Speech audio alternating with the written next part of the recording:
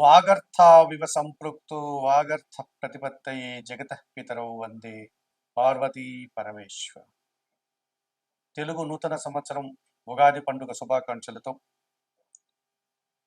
విశ్వావసు తెలుగు సంవత్సరంలో 12 రాసుల వారికి వార్షిక ఫలితాలు 2025 శ్రీ విశ్వావసు నామ సంవత్సరంలో కుంభరాశి వారి యొక్క వార్షిక ఫలితాలు.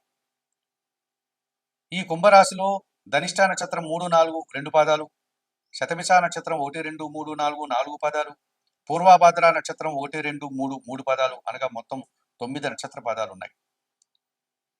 హుందాగా ఏ విషయాన్ని బయటికి చెప్పకుండా గౌరవంగా జీవనం సాగించేటువంటి ఈ కుంభరాశి వారికి విశ్వావసునామ సంవత్సరంలో ఆదాయం 8, వ్యయం 14, రాజపూజ్యం 7, అవమానం 5గా చెప్పడం జరిగింది. ఈ సంవత్సరంలో కుంభరాశి వారికి ద్వితీయ లాభాధిపతి అయినటువంటి గురువు 2025 మే 14 వరకు చతుర్థ భావంలో వృషభ రాశిలో సంచరిస్తూ మిశ్రమ ఫలితాలు అందిస్తాడు. మే 14 తర్వాత పంచమ భావం అయినటువంటి మిథున రాశిలోకి ప్రవేశించడం వల్ల 100% గురుబలాన్ని అందిస్తాడు. మీ మాటకు విలువ పెరుగుతుంది, కుటుంబంలో సంతోషకర వాతావరణం నెలకొంటుంది, ఆర్థికపరమైనటువంటి అభివృద్ధిని, స్థిరాస్తుల్ని కొనుగోలు చేసి మీరు ఆనందంగా ఉండగలుగుతారు. వృత్తి ఉద్యోగ వ్యాపారాల్లో మంచి లాభాలను, ఆదాయాన్ని, అభివృద్ధిని, నూతన అవకాశాలని అందుకుంటారు. సమాజంలో గుర్తింపును తెచ్చుకోగలుగుతారు. విద్యార్థులు మరింతగా అధిక చదువులకు ముందుకు వెళ్ళడానికి అవకాశం ఉంటుంది. విద్యారంగంలో పనిచేసే వారికి పదోన్నతులు రావడానికి అవకాశం ఉంటుంది. ఈ రకంగా గురువు 70 నుంచి 80% సుఫలితాలని ఈ కుంభరాశి వారికి అందిస్తున్నాడు ఈ సంవత్సరం. వ్యయాధిపతి, జన్మరాశ్యాధిపతి అయినటువంటి శని భగవానుడు ఈ సంవత్సరం ద్వితీయ భావం అయినటువంటి మీన రాశిలోకి ప్రవేశించడం వల్ల ఈ సంవత్సరం అంతా కూడా ఏళ్నాడు శని ప్రభావం వల్ల, ద్వితీయ శని దోషం వల్ల కొన్ని సమస్యలు మీరు ఎదుర్కోక తప్పదనిపిస్తుంది. అధికంగా ఖర్చులు కనిపిస్తున్నాయి, శారీరకమైనటువంటి సోమరతనం కనిపిస్తుంది. కొన్ని కార్యక్రమాలు మీరు స్వయాన వాయిదా వేసుకుని ఇబ్బందులు కొన్ని తెచ్చుకున్న వారు ఉంటారు. అనుకోకుండా ఒకనొక సందర్భంలో వ్యవసాయ రంగంలో అధిక ఉత్పత్తులు కానీ, పరివారి యొక్క సహకారంతో కానీ కొంత మీరు మంచి ఫలితాలు అందుకునే సందర్భాలు కూడా కనిపిస్తున్నాయి. కనుక ఈ వ్యయంలో ఉన్నటువంటి శని దోషం, ఈ ద్వితీయ భావం అయినటువంటి మీనరాశిలో ఉండే శని దోషం పోవడానికి, ఏళ్నాటి శని దోషం పోవడానికి ఈ కుంభరాశి వారు శనీశ్వరుని యొక్క ఆలయానికి వెళ్ళి అక్కడ అందుబాటులో ఉన్నటువంటి పూజాది కార్యక్రమాలు నిర్వర్తించండి. అవకాశం లేని వారు ప్రతి శనివారము ఆంజనేయ స్వామి ఆలయానికి వెళ్ళి అక్కడ స్వామివారికి తమలపాకుల పూజ కానీ, సింధూరు పూజ కానీ నిర్వర్తించండి. నిత్యం సుందరకాండ పారాయణం చేయండి. రాహు ద్వితీయ భావంలో మీనరాశిలో సంచరిస్తున్నాడు మే 18 వరకు. ఆ తర్వాత జన్మరాశిలోనికి ప్రవేశిస్తున్నాడు కుంభరాశిలోనికి. ఈ రకంగా రాహు పూర్తిగా ప్రతికూలంగా మీకు విదేశీ వ్యవహారాలు కానీ, లేకపోతే ఒక దురాశ పనుల యొక్క సాంగత్యం వల్ల నష్టపోవడం కానీ, ఆశించిన పనులు నెరవేర్చలేకపోవడం కానీ, దుబారా ఖర్చులు, ఆలోచనలు ఇబ్బందికరంగా మారే సూచనలు కనిపిస్తున్నాయి. ఎప్పుడో ఒకనొక సందర్భంలో మాత్రమే ధైర్యంగా మీరు చేసే కార్యక్రమాలు విజయం సాధిస్తాయి. కేతువు అష్టమ భావంలో 2025 మే 18 వరకు సంచరిస్తున్నాడు. ఆ తర్వాత సప్తమ భావంలోనికి సింహరాశిలోనికి ప్రవేశిస్తున్నాడు. మరి జీవిత భాగస్వామి విషయంలో నిరాశ ఎదురవుతుంది. కొన్ని కార్యక్రమాలు ఆటంకాలు ఏర్పడతాయి. అనుకున్న పనులు నెరవేర్చలేకపోతారు. చాలా కార్యక్రమాలు మేము ఒక రకమైనటువంటి ప్రతికూల ఫలితాలను ఇచ్చే పరిస్థితి కనిపిస్తుంది. మరి ద్వితీయంలో ఉన్నటువంటి రాహువు, జన్మంలో ఉన్నటువంటి రాహువు, అలాగే సప్తంలో ఉన్నటువంటి కేతువు, అష్టంలో ఉన్నటువంటి కేతు దోషం నుంచి బయటపడాలి అంటే శ్రీకాళహస్తీశ్వర ఆలయానికి వెళ్ళి రాహుకేతు పూజలు నిర్వర్తించుకోండి. అవకాశం లేని వారు నిత్యం దుర్గారాధన చేయండి. శ్రీదేవి ఖడ్గమాల స్తోత్రం చదువుకోండి. అమ్మవారికి ఎర్రటి పూలమాలను సమర్పించండి. నిత్యం గణపతి ఆరాధన చేయండి. గణేశాష్టకం చదువుకోండి. గరికమాలను గణపతి స్వామికి సమర్పించండి. కొన్ని ఉలువలను బాగా ఉడకబెట్టి బెల్లం పొడితో కలిపి ఆవులకు ఆహారంగా అందించండి. ఇక తృతీయ దశమాధిపతి అయినటువంటి కుజుడు 2025 అక్టోబర్, నవంబర్, డిసెంబర్ మాసాల్లో వృషభ, ధనుసు రాశుల్లో సంచరించడం వల్ల అవి దశమ లాభభావాలు కావడం వల్ల రియల్ ఎస్టేట్ రంగంలో పనిచేసే వ్యాపారులకి అధిక లాభాలు ఉంటాయి. వ్యవసాయ రంగంలో పనిచేసే వారికి అధిక ఉత్పత్తులు ఉంటాయి. వాహన రంగంలో పనిచేసే వారికి అధిక లాభాలు అందుకోవడానికి అవకాశం ఉంటుంది. ఈ రకంగా భూ వాహన లాభాలు, సౌఖ్యాలు అందుకోగలుగుతారు ఈ కుంభరాశి వారు. కుజగ్రహము 40 నుంచి 50% అనుకూల ఫలితాలు ఇవ్వడం వల్ల. ఇక సప్తమాధిపతి అయినటువంటి సూర్య భగవానుడు 2025 ఏప్రిల్, మే మాసంలో మేషరాశిలో తృతీయ భావంలో సంచరిస్తున్నాడు. 2025 జూలై, ఆగస్టు మాసాల్లో షష్టమ భావం కర్కాటక రాశిలో సూర్యుడు ప్రవేశిస్తున్నాడు, సంచరిస్తున్నాడు. 2025 నవంబర్, డిసెంబర్, 2026 జనవరి, ఫిబ్రవరి మాసాల్లో దశమ భావమైనటువంటి వృశ్చిక రాశిలోను, లాభభావమైనటువంటి ధనుస్సు రాశిలోను సూర్యుడు సంచారం కొనసాగించడం వల్ల ఈ సంవత్సరం రవి సానుకూలత వల్ల కుంభరాశి వారు అధికారుల అండదండలతో అభివృద్ధిని సాధిస్తారు. నూతన ఉద్యోగాలు సంపాదించుకోగలుగుతారు. ఉన్న ఉద్యోగంలో అభివృద్ధిని సాధిస్తారు.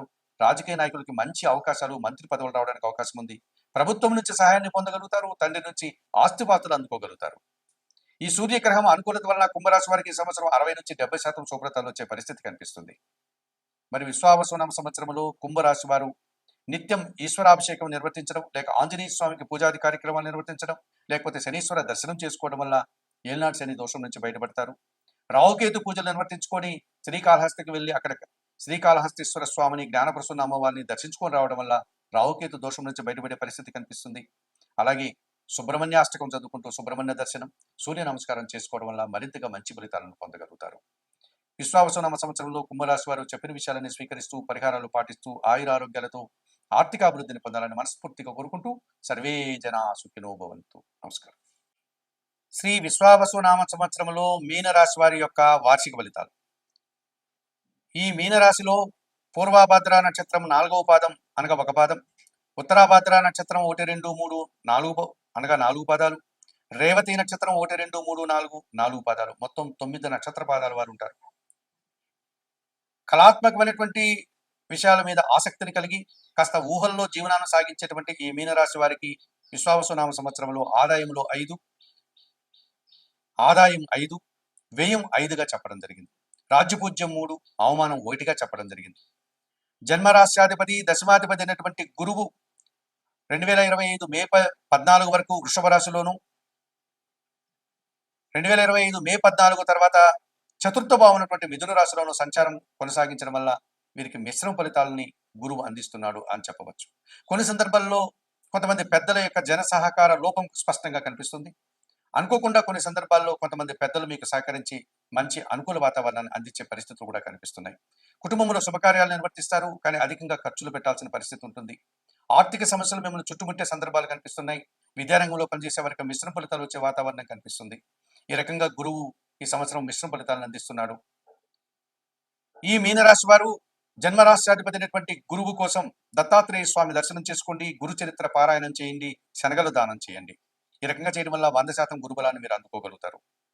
లాభ వ్యయాధిపతి అయినటువంటి శని భగవానుడు ఈ సంవత్సరం అంతా కూడా జన్మరాశిలోనే మీనరాశిలోనే సంచరిస్తున్నాడు. మీకు ఏల్నాటి శనిలో జన్మశని దోషం ఈ సంవత్సరం ఉందని చెప్పవచ్చు. కొన్ని కార్యక్రమాలు వాయిదా వేసుకుంటారు. శారీరకమైనటువంటి శ్రమ, అలసట అధికమవుతుంది. సోమరితనం వల్ల కొన్ని ఇబ్బందులు కొని తెచ్చుకున్న వారు అవుతారు. కొన్ని సందర్భాల్లో మీరు వ్యవసాయ రంగంలో మంచి ఉత్పత్తులు అందుకోవడం, రియల్ ఎస్టేట్ రంగంలో పనిచేసే వారికి మిశ్రమ ఫలితాలు రావడం, కార్మిక శ్రామిక రంగాల్లో పనిచేసే వారికి, సేవా రంగంలో పనిచేసే వారికి తగినంత గుర్తింపు వచ్చే సందర్భాలు కూడా కనిపిస్తున్నాయి.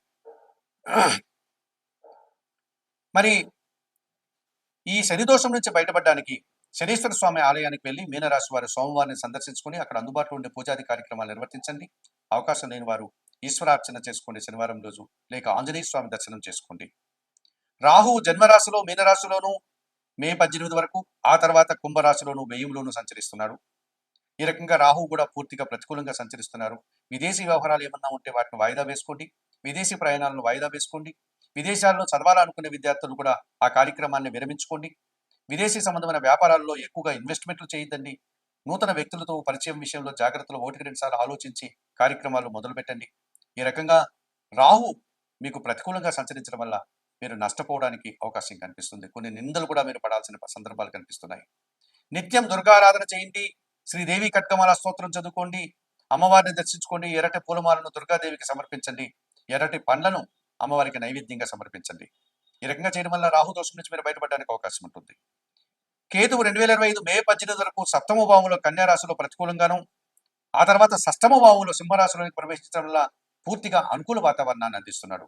మే 18 తర్వాత కేతువు 6వ భావం అయినటువంటి సింహరాశిలో సంచరించడం వల్ల రుణ, రోగ, శత్రు విముక్తిని మీరు పొందగలుగుతారు. మీనరాశి వారు కొన్ని రుణాలు తెచ్చుకోగలుగుతారు. కొంతమంది పెద్దల యొక్క సహకారాన్ని పొందగలుగుతారు. శత్రువులు మిత్రులుగా మారే సందర్భాలు కనిపిస్తున్నాయి. అనారోగ్యాన్ని పోగొట్టుకుని ఆరోగ్యవంతులు అవుతారు. ఈ రకంగా కేతు మీకు 70-80% శుభ్రతను అందించే వాతావరణం కనిపిస్తుంది. ద్వితీయ భాగ్యాధిపతి అయినటువంటి కుజుడు 2025 జూన్ జూలై మాసంలో 6వ భావం అయినటువంటి సింహరాశిలోను, 2025 డిసెంబర్ లోను, 2026 జనవరి ఫిబ్రవరి మాసాల్లో ధనస్సు మకర రాశుల్లో అనగా దశమ లాభభావాల్లో సంచరించడం వల్ల రియల్ ఎస్టేట్ లో పనిచేసే వారికి అధిక లాభాలు వచ్చే పరిస్థితి ఉంది.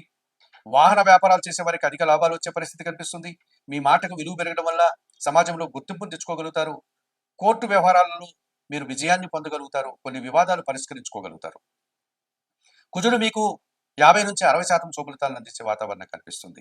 ఇక షష్టాధిపతి అయినటువంటి సూర్య భగవానుడు 2025 మే జూన్ మాసంలో వృషభ రాశిలో తృతీయ భావంలోను, 2025 ఆగస్టు సెప్టెంబర్ మాసంలో సింహరాశిలో షష్టమ భావంలోను, 2025 డిసెంబర్లోను, 2026 జనవరి ఫిబ్రవరి మాసాల్లో దశమ లాభభావాల్లో అనగా ధనుస్సు మకర రాశిలో సంచరించడం వల్ల ఈ సంవత్సరం మీకు సూర్యుడు 60-70% సహకరిస్తున్నాడు. ఈ రకంగా అధికారుల యొక్క సహకారం మీకు పుష్కలంగా లభిస్తుంది. ప్రభుత్వం నుంచి ఆదాయాన్ని అందుకోగలుగుతారు. నూతన ఉద్యోగాలు పొందగలుగుతారు. ఉన్న ఉద్యోగంలో పదోన్నతులు అందుకుంటారు. రాజకీయ నాయకులకు నూతన అవకాశాలు ఉంటుంది. తండ్రి గారి ఆరోగ్యం కుదుటపడుతుంది. తండ్రి గారి నుంచి అధికంగా మీరు ఆదాయాన్ని, ఆస్తుల్ని అందుకోగలుగుతారు. సూర్యుడు మీకు 60-70% శుభఫలితాలను అందించే వాతావరణం మీనరాశి వారికి ఈ సంవత్సరం ఉంది.